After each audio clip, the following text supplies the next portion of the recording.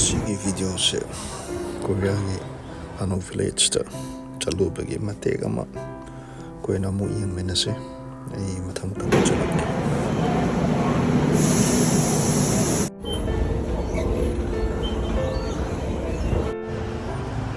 so mapam lore duma adum lambi sigi namba hore do mayam so adum yengbu mapam chumi yam chilabang mapam ne yam na foreigners sing yam do adum bidyeng ta menase masi Joseon dynasty gi riba Korea gi yumsing asina angak umuong da kupsiliba tire gi yumtaksing amasung floor gi hitting yauri chahi 600 ki puwari bu hingal liba mafam ni Seoul gi bukchon da gi hauraga Jeonju fawa khungang sing asina Korea gi architecture gi thawai adu haptuna thamde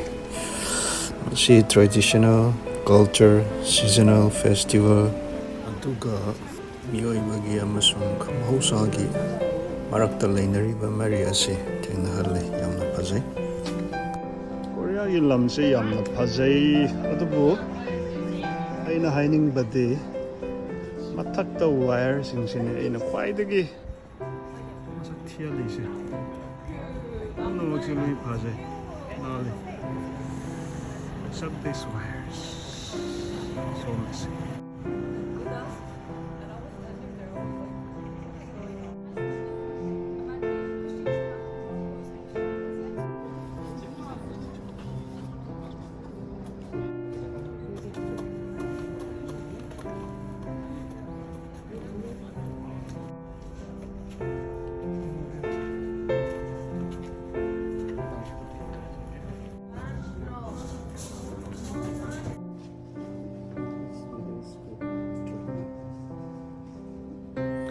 mafamse yamna nungai adu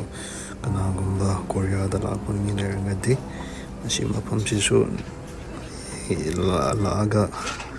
mafamse gi nungai bedo nuisu feel tawbiyu adu uise Namsan Tower ni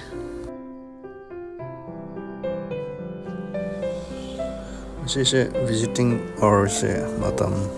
se pibni ado exact timing mujhe andre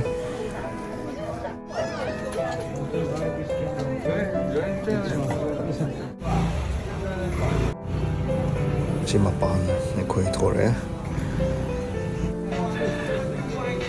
si moi mapan ge lambe ge matai dane smai to na asi ge